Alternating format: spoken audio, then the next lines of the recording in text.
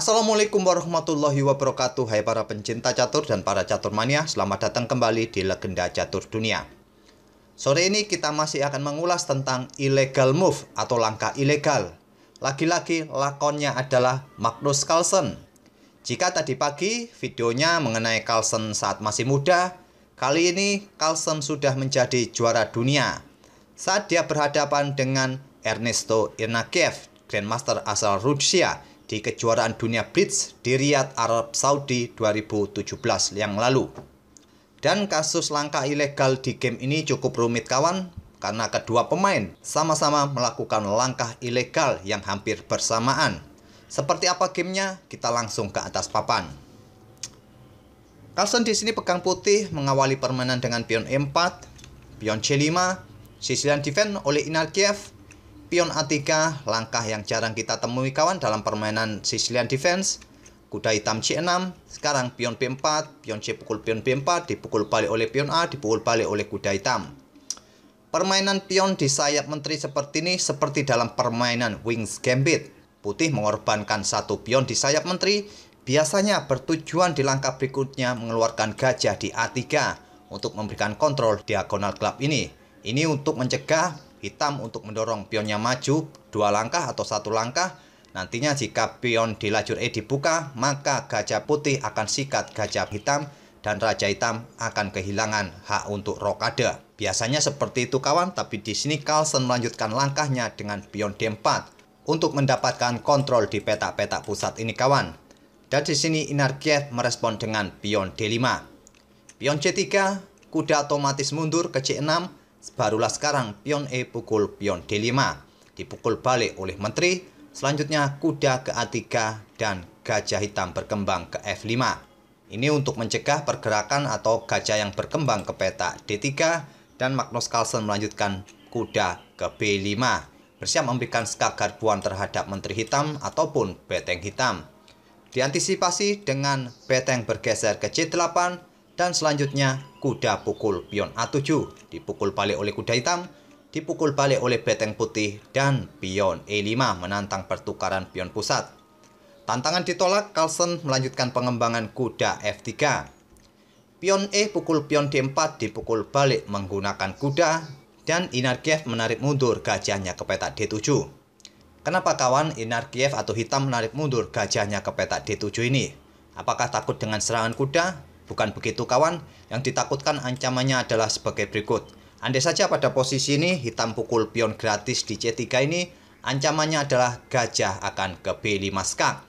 Jika ditutup oleh gajah di D7, selanjutnya adalah beteng A8 skak. Raja mungkin akan ke E7 dan selanjutnya putih akan melakukan rokade pendek. Dan pada posisi ini sudah terlihat kawan, di langkah berikutnya putih akan mempersiapkan serangan-serangan yang mematikan. Di langkah berikutnya, putih bisa saja melakukan skak dengan menteri di peta E1 untuk mendapatkan beteng hitam ini, atau beteng juga bisa digeser ke lajur E untuk memberikan serangan di lajur yang sudah terbuka.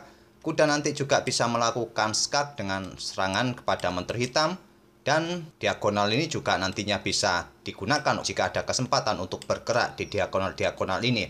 Di langkah berikutnya, hitam pasti akan keteteran kawan. Karena juga dia mempunyai masalah, para perwiranya masih ada yang belum berkembang, yang masih berada di sarangnya masing-masing. Oleh karena itulah Ignatieff pada posisi seperti ini tadi langsung menarik mundur gajahnya ke D7 bukan karena serangan kuda kawan, melainkan ancaman gajah ke petak B5 yang bisa dilakukan oleh putih. Dan di sini Magnus Carlsen melanjutkan dengan kuda ke B5 untuk melindungi pion dari ancaman beteng hitam ini kawan, juga menawarkan pertukaran menteri. Tawaran pertukaran diterima menteri pukul menteri skak, dipukul balik oleh raja putih. Dan di sini Ernesto memainkan gajahnya ke C6. Andai tadi hitam pukul kuda ini kawan, akan dipukul balik oleh gajah hitam dengan tempo skak. Dan nantinya putih juga akan mendapatkan pion yang ada di peta B7 ini, atau tetap mempertahankan pionnya untuk didorong maju ke depan dari ancaman beteng hitam. Oleh karena itulah hitam tidak pukul kuda putih ini kawan, menempatkan gajahnya di C6 untuk mengincar pion G2.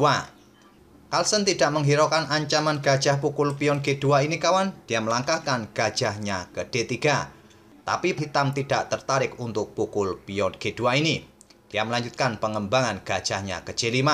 Selanjutnya beteng E1 oleh Carlsen skak, ditutup oleh kuda. Sekarang gajah ke A3 menantang pertukaran gajah gelap. Jika tantangan ini ditolak atau gajah ini pukul beteng yang ada di peta A7, selanjutnya adalah beteng pukul kuda dengan tempo skak dan nanti kuda bisa pukul balik gajah hitam. Di sini hitam langsung bertukar gajah dipukul balik oleh beteng putih. Selanjutnya adalah beteng bergeser ke D8 mengepin gajah dan kuda ke D4 oleh Carlsen menutup pimpinan dari beteng hitam. Raja mulai bergerak ke D7 menghindari pimpinan dari beteng putih ini. Carlsen melanjutkan dengan beteng naik kembali ke A7. Persiapan kawan di langkah berikutnya. Beteng pukul kuda, nanti kuda juga pukul gajah dan putih nantinya akan menang 1 perwira. Oleh karena itu hitam mempick up kudanya dengan beteng H bergeser ke E8. Selanjutnya Raja Putih bergerak ke C2 dan Raja Hitam bergerak ke C7. Beteng bergerak ke B1 untuk mengincar pion yang ada di peta B7, tapi terlebih dahulu pukul gajah ini kawan. Oleh karena itu beteng bergeser ke B8 memperkuat pion B7-nya. Carlsen memainkan pion F3 menutup diagonal terang bagi gajah mengincar pion G2-nya, dibalas dengan langkah kuda ke D5 dan di sini Carlsen pukul gajah dipukul balik oleh raja. Dan Carlsen memainkan gajahnya ke B5 skak. Dan di belakangnya ada beteng kawan. Di langkah berikutnya beteng ini akan tewas. Tapi raja bergeser ke B6. Jika gajah pukul beteng hitam ini dengan tempo skak, raja hitam akan mendapatkan beteng putih. Di posisi ini Carlsen memutuskan untuk pukul pion B7 skak. Dan pada posisi inilah kawan, posisi illegal move akan dibuat oleh hitam. Pada permainan resmi di turnamen kawan, bukan di pos ronda, saat melakukan skak, pemain tidak perlu untuk mengatakan skak atau cek.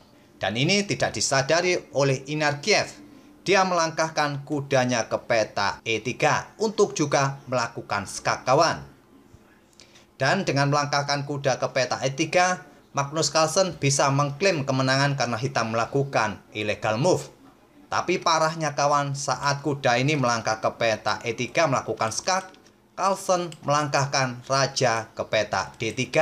Sebuah insting naluriah kawan, melihat kena skak, rajanya pun menghindar.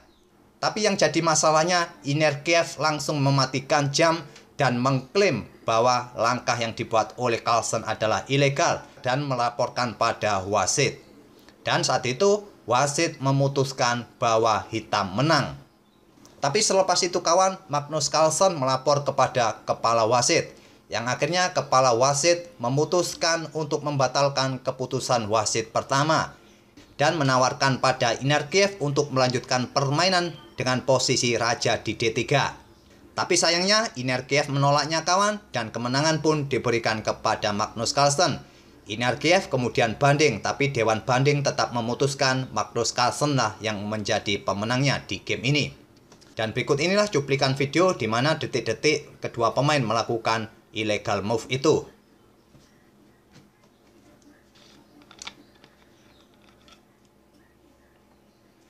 Itulah kawan permainan antara Magnus Carlsen versus Ernesto Inarkiev. Cukup menarik. Kedua pemain sama-sama membuat langkah ilegal yang akhirnya diputuskan oleh wasit atau dewan wasit bahwa Magnus Carlsen lah yang menjadi pemenangnya di game ini. Semoga permainan kedua pemain tadi bisa menghibur kawan-kawan semua dan sebagai bahan referensi dalam permainan catur kawan, agar kita mengerti aturan-aturan dalam permainan catur. Kita akan bertemu di video-video berikutnya. Terima kasih. Wassalamualaikum warahmatullahi wabarakatuh.